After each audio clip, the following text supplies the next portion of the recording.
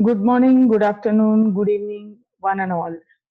जो सारे स्टूडेंट्स मेरा ये वीडियो देख रहे हैं, मैं डॉक्टर हीना संघानी आपको कुछ ऐसे टिप्स देने आई हूँ जिसमें आपको बोर्ड एग्जाम को क्रैक करने के लिए कुछ मदद मिलेगी। जैसे हमने पहले कुछ स्टूडेंट को डिफरेंशिएट किया है। डिफरेंशिएट इन द सेंस, पहले हमें स्टूडेंट्स को अपने आप को जानना होगा। अपने आप को जानने के लिए आपको ये पहचानना होगा कि मैं खुद किस टाइप का स्टूडेंट हूँ। कुछ स्टूडेंट ऐसे होते हैं जो रीड एंड राइट करके लर्न करते हैं कुछ चीजों को। कुछ ऐसे होते हैं जिसके ऊपर विजुअल इम्पैक्ट का काफी असर होता है, और वो लोगों को स्पेशल लर्नर कहा जाता है। कुछ ऐसे स्टूडेंट भी होते हैं जो लॉजिकल और मैथमेटिकल लर्नर्स होते हैं, जो कुछ मैथ्स या फिर कुछ ऐसे इक्वेशन सॉल्व करते करते उनको चीजें जल्दी दिमाग में बैठती है। और कई सारे जो खुराफाती होते हैं वो काइनेस्थेटिक लर्नर्स होते हैं।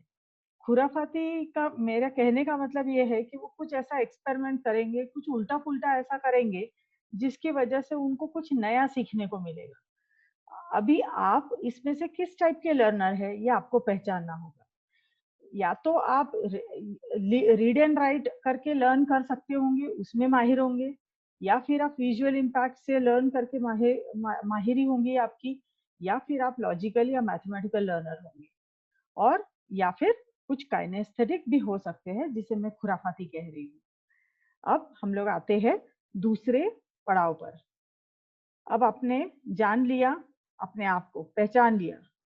अब हम लोग को अभी तक पढ़ाई हमने कैसे की, अब तक के जो बेटा आपने पढ़ाई की होगी उसमें आपने पहले शुरुआत में काफी चीजें फर्स्ट रैपिड रीडिंग से की होगी, फर्स्ट रीडिंग से की होगी। जब हम फर्स्ट रीडिंग करते हैं तो हम कुछ भी उसमें हाईलाइट नहीं करते हैं, और एक बार पूरी तरह से अपनी बुक को सीधे स्टार्टिंग से लेके एंड चैप्टर तक पहली बार पढ़ते हैं। पहली बार पढ़ने के बाद हम उसका री रीडिंग करते हैं। री रीडिंग जब हम अच्छी तरह से कर लेते हैं तो फिर हम उसको फिर से एक बार पढ़ते हैं। फिर से जब हम लेसन को रीड करते हैं उस टाइम पे हम लोग हाइलाइटर का प्रयोग करते हैं, और हाइलाइटर से एक एक इम्पॉर्टेंट चीज को हाईलाइट करके ध्यान में रखने की कोशिश करते हैं। इसके दौरान हम लोग ये कोशिश करते हैं कि हमें कौन से कॉन्सेप्ट्स इम्पोर्टेंट है, और अपने जितने भी कॉन्सेप्चुअल लर्निंग है उसको हम लोग ध्यान में रखते हुए ये वाली चैप्टर को कंप्लीट पढ़ाई की जाती है। अब आपने पूरा चैप्टर तो पढ़ लिया, लेकिन चैप्टर को पढ़ने के बाद अंत में हम लोग एक बार समराइज तो जरूर करना चाहिए। अब समराइज करते वक्त आप लोगों ने क्या करना चाहिए? समराइज करते वक्त माइंड मैपिंग हमको बहुत काम में आने वाली चीज है। माइंड मैपिंग के दौरान आपने पूरे चैप्टर को या पूरे जो पर्टिकुलर टॉपिक है उसको एक प्रकार से इसमें बांध देना है, और वो माइंड मैपिंग ऐसा विजुअल इम्पैक्ट छोड़ना चाहिए आपके ऊपर कि आपको पूरा चित्र क्लियर हो जाए वो पर्टिकुलर चैप्टर का या टॉपिक का। अब इसके बाद, अब ये तो हो गया साइंस की बात जिसमें माइंड मैपिंग काफी कारगर है। परंतु जब हम हिस्ट्री सिविक्स ज्योग्राफी की बात करते हैं या हिस्ट्री की खासकर बात करते हैं, तो वर्ल्ड हिस्ट्री की जैसे ये टाइमलाइन कहा गया है, ये टाइमलाइन बड़ी उपयुक्त ठहरती है। तो या तो हम उसे टाइमलाइन के रूप में ड्रॉ करें, या फिर हम माइंड मैपिंग के रूप में ड्रॉ करें, या फिर हम उसे हाइलाइटिंग के दौरान अपने कुछ फ्लैश कार्ड्स बना के रख ले। कुछ हम अभी यहाँ पे जैसे कोरोना वायरस का एक निमोनिक्स बना के रखा है, तो निमोनिक्स के जरिए हम कुछ चीजों को याद रख सकते हैं। ऐसे हम चीजों को पहले याद करने की कोशिश करेंगे।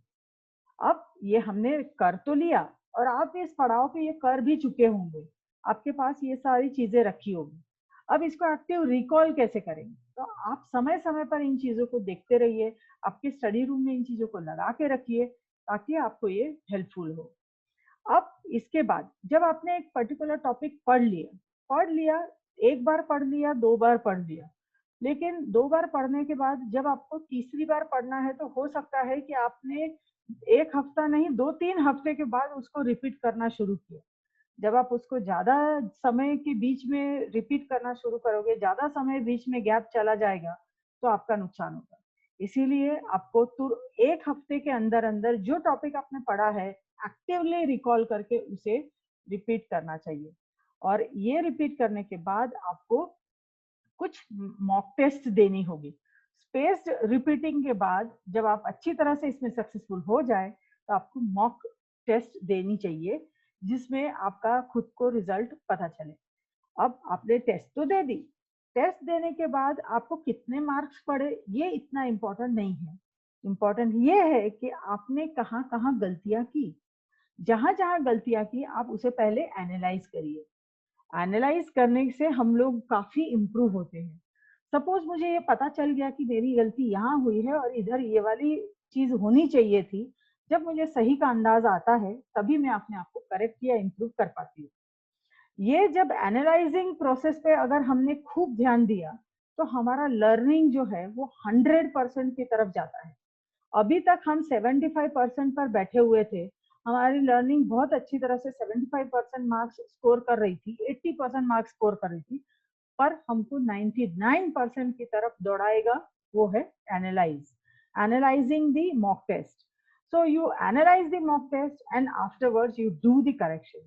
And again repeatedly you give different types of mock tests so that you will have versatile questions in front of you and you will answer them all. इसीलिए ये हमारे लिए जरूरी होता है। अब आते हैं कुछ प्री बोर्ड प्रिपरेशन टिप्स पे। आपको पहले रैपिड रीडिंग करनी है, उसके बाद आप स्टडी कंसेप्चुअली करोगे अपने टॉपिक को, फिर उसके बाद आप छोटा सा ब्रेक ले लोगे। ब्रेक में आपने अच्छी तरह से अपने आप को रिलैक्स करना है और कुछ थोड़ी बहुत एक्सरसाइज करनी है ताकि आप फिर से नए सिरे से तैयार हो जाओ। अभी आपके पास अपने नोट्स तो होंगे ही, तो नोट्स जो है उसको रखने के बाद अभी आपको ये पहचानना है कि आप कौन से टाइप के लर्नर है। कुछ स्टूडेंट ऐसे हैं जो किसी को पढ़ाकर अपने आप को बहुत ज्यादा अच्छी तरह से एक्सप्लेन कर पाते हैं। तो आप कोई इमेजिनरी फ्रेंड ले लीजिए या फिर आपसे कोई छोटा कोई होगा तो आप उसे पढ़ाना शुरू कीजिए, या तो फिर आपके घर में कोई टेडी बियर या आपके पास जो डॉगी होगा या ऐसा कुछ आपके पेट होंगे, उससे आप बातें करना शुरू कीजिए, उसके सामने पढ़ाना शुरू कीजिए। तब आपको अपने ही अपने कॉन्सेप्ट क्लियर होते चलेंगे। जब आप किसी को पढ़ाने के लिए बैठते हैं तो पहले खुद की स्टडी हमको थरो करनी होती है। आपको ये समझ में आता है कि सामने वाला मुझे कैसे टाइप के क्वेश्चंस पूछेगा। तो जब अपने से छोटों को हम पढ़ाते हैं तो हमारी खुद की जो कैपेसिटी है वो काफी बढ़ जाती है। या फिर ये एक तरीका है, या फिर आप किसी एक को फ्रेंड बना लीजिए और जो फ्रेंड आप बनाते हैं उसको एक बैठ के समझाने की या ग्रुप में बात करने की कोशिश करिए। इससे आपको वर्साटाइल क्वेश्चंस के ऊपर डिस्कशन होगा, उसमें मंथन होगा और आप लोग एक कंक्लूजन पे आओगे। अब इसके बाद एक बहुत इंपॉर्टेंट बात मैं जो आपसे शेयर करना चाह रही हूँ वो है इंफॉर्मेशन। इंफॉर्मेशन आपको हम लोग बहुत सारी जगहों से जमा करते हैं, इकट्ठा करते हैं। जैसे कि फॉर एग्जांपल कभी हम यूट्यूब के वीडियो देखते हैं, कभी कोई हम ऐप देखते हैं, कभी कोई हम इंफॉर्मेटिव पीडीएफ देखते हैं। इन सब को लेकर एक बात जो बहुत जरूरी और इम्पोर्टेंट है कि जो हम वीडियो या ये देख रहे हैं क्या वो सटीक एजुकेटर है, क्या वो पूरी तरह से आपको करेक्ट गाइडेंस दे रहा है, करेक्ट इंफॉर्मेशन दे रहा है। ये बहुत जरूरी मायने रखता है, जरूरी है ये सब चीजें। उसके बाद ये करते करते हमारे जो दिनचर्या है उसमें आपको बीच में एक अच्छी स्लीप, जिसे हम 7 घंटे की स्लीप कहते हैं, वो लेना चाहिए। अगर हम टायर्ड हो जाते हैं तो हम मिड डे नैप भी ले सकते हैं। परंतु इसके बाद अगर हमने मॉक टेस्ट या एमसीक्यूज या छोटी छोटी टेस्ट जो यूनिट वाइज टेस्ट हम जिसे बोलते हैं, ये अगर हमने दी होगी तो डेफिनेटली हमारे हमारे सामने वर्साटाइल क्वेश्चन की तैयारियां आएगी। अब वर्सेटाइल क्वेश्चन जब हमारे सामने आएंगे तो हम हमारे सामने कोई भी क्वेश्चन पेपर में कोई भी क्वेश्चन पेपर आ जाए, कोई भी क्वेश्चन आ जाए प्री बोर्ड में, तो हम उसका सवाल का जवाब बहुत अच्छी तरह से बखूबी दे पाएंगे। अब आप लोग फेस क्या करते हैं जब आप प्री बोर्ड देने जाते हैं, तो जनरली सिचुएशन कैसी होती है। सिचुएशन कई बार कुछ स्टूडेंट कहते हैं अरे बाबा बहुत सिलेबस वास्ट है, कुछ स्टूडेंट कहते हैं थ्योरी सब्जेक्ट तो बहुत ही बोरिंग है, कोई कहता है इतना पढ़ती हूँ फिर भी भूल जाते हैं। कोई बोलता है इतनी सारी टर्मिनोलॉजीज है, कितना याद रखेंगे और कैसे याद रखेंगे।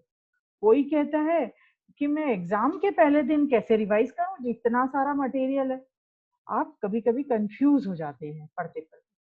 कई बार हम दूसरों को देखकर काफी प्रेशर में आ जाते हैं। कई बार डर हमको एक ऐसी जगह पे, एक ऐसी मोड़ पे लाके देता है जिसे हमको उसको ओवरकम करना होता है। तो इन सब के सवालों के जवाब जो है, ये इफेक्टिवली मुझे स्टडी करने के लिए मुझे एक टाइम टेबल फॉलो करना होगा। और वो जो टाइम टेबल है वो मैं आपके सामने रखना चाहूंगी। टाइम टेबल मैंने जैसे बनाया है कि मंडे टू फ्राइडे, आप इसमें सैटरडे संडे भी इंक्लूड कर सकते हैं। 6 से 6:15 आप फ्रेशन अप हो जाइए। सुबह आप अच्छी तरह से वार्म अप एक्सरसाइज कीजिए, कुछ ड्राई फ्रूट्स लीजिए और फ्रेश हो जाइए। फ्रेश होने के बाद हम जब 6:15 को पढ़ने बैठते हैं तो मॉर्निंग का टाइम हमारे जो डिफिकल्ट कॉन्सेप्ट होता है, बायोलॉजिकली ये माना गया है कि ये समय जो है डिफिकल्ट सब्जेक्ट को पढ़ने के लिए बहुत अच्छा होता है और हमें डीप तक ये समझ में आता है। तो जो जिस सब्जेक्ट में हम वीक है वो पहले उठाकर हमें सुबह सुबह उसको पढ़ना चाहिए, ताकि हमें ये डीप डाउन चला जाए और हमें अच्छी तरह से याद रहे। उसके बाद आ गया ब्रेकफास्ट टाइम। ब्रेकफास्ट टाइम हमें हेल्दी रखने में मदद करेगा। थोड़ा लाइट ब्रेकफास्ट करना है, बहुत हेवी नहीं करना है। और हो सके तो स्प्राउट्स और वाटर अच्छी तरह से नियमित मात्रा में लेना चाहिए। इसके बाद हम लोगों को जो सुबह का पढ़ा हुआ जो डिफिकल्ट चैप्टर है या जिस सब्जेक्ट में हम वीक थे जिसको हमने लिया है, उसको हमको फिर से लर्न करना है प्रीवियस सेशन में। अब आ जाते हैं 10 बजे। 10 बजे हमको दूसरे सब्जेक्ट जैसे साइंस और मैथ्स को उठाना है और लेना है। फिर आप छोटा सा ब्रेक ले लीजिए और ब्रेक में आप लंच करिए। आपका पूरा जो छोटा मोटा आपको रेस्ट करना हो या थोड़ी देर के लिए आपको इधर उधर जो आपके एक्टिविटीज है वो आप कर सकते हो। उसके बाद आप आ जाएंगे फिर से स्टडीज के लिए, दैट इज 12:40 टू 3 o'clock। इसमें आप आपने जो टाइम टेबल बनाया है, आपका जो टेस्ट है आगे, उसके हिसाब से आप कोई भी सब्जेक्ट उठा सकते हैं। 3 से 4, ओहो खाना खा लिया, अब तो मैं बहुत नींद आ रही है मुझे। जब ऐसी वाली स्थिति ऐसी है तो फिर अब इस टाइम पे मैं 100% तो नहीं दे पाऊंगी। अच्छा, तो अब इसी के लिए मुझे क्या करना होगा?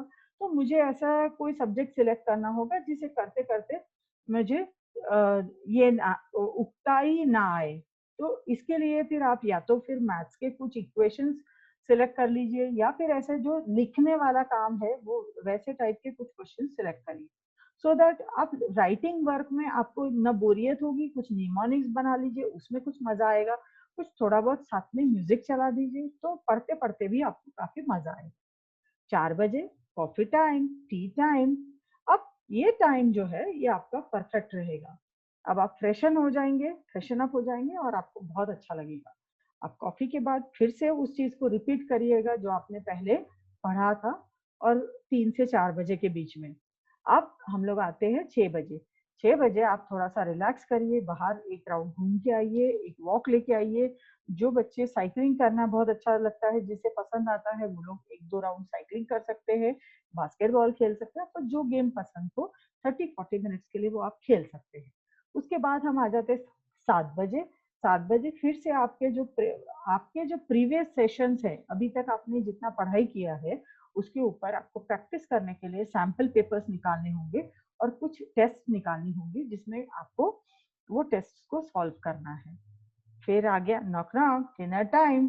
डिनर ले लीजिए और डिनर लेने के बाद, अभी मुझे पता है आपको नींद आ रही है डिनर लेने के बाद, लेकिन नहीं, हमें क्या करना है? फॉर्मूलाज, इक्वेशंस, डेफिनेशंस, सोने से पहले हमको ये सारी चीजें आंखों के सामने लानी होगी। जितने निमोनिक्स या जितने माइंड मैप्स हमने अभी तक के बनाए हैं वो हमारी आंखों के नजरों के सामने लाना होगा।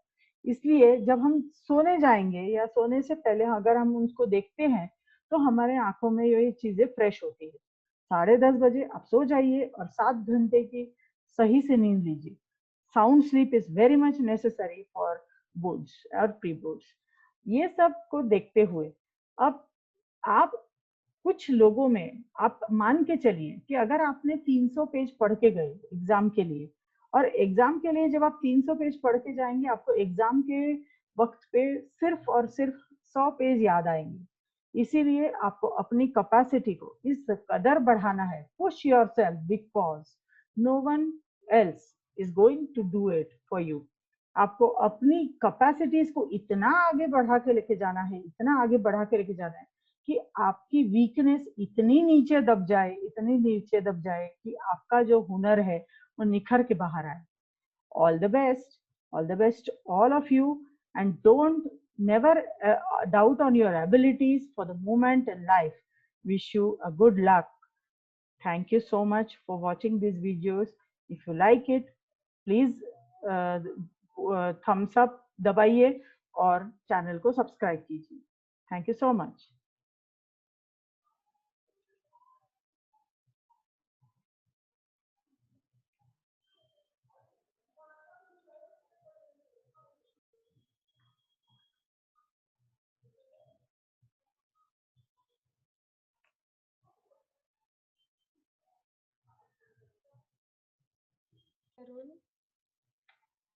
हो गया ना, कंप्लीट हो गया.